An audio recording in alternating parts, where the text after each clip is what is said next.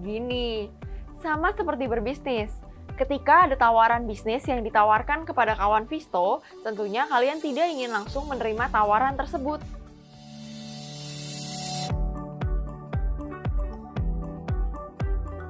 Halo kawan Visto, selamat datang di video EduFest.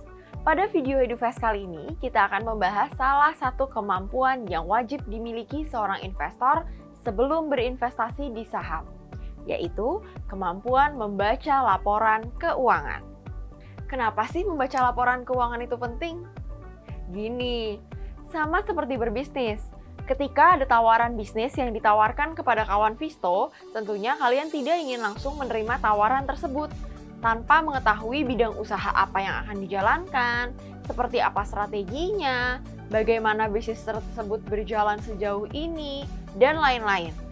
Makanya, kalian pasti ingin tahu terlebih dahulu gambaran mengenai suatu bisnis tersebut agar sewaktu-waktu tidak mendatangkan kerugian.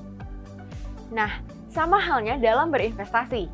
Membaca laporan keuangan adalah salah satu cara untuk terhindar dari kerugian. Karena laporan keuangan mencerminkan kondisi kesehatan perusahaan. Apakah selama tahun ini perusahaan dapat bertumbuh, produktif, menghasilkan keuntungan, atau malah merugi?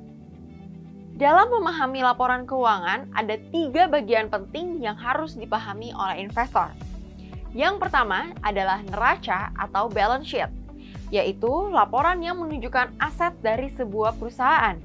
Mana yang termasuk aset lancar, tidak lancar, bersumber dari hutang, atau modal sendiri. Dan apakah aset perusahaan lebih besar dari hutangnya? Yang kedua adalah laporan laba rugi atau income statement.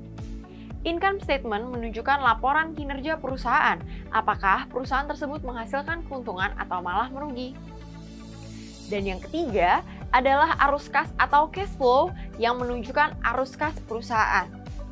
Data laporan keuangan ini dapat kalian akses di website resmi perusahaan ataupun di website resmi Bursa Efek Indonesia.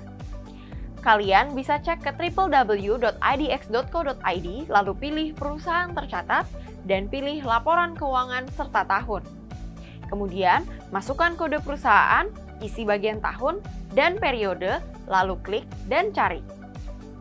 Setelah hasilnya muncul, kita bisa tinggal buka atau download filenya. Ingin tahu lebih lanjut cara membaca laporan keuangan? Saksikan di video EduFest berikutnya ya! Salam investasiku for better tomorrow!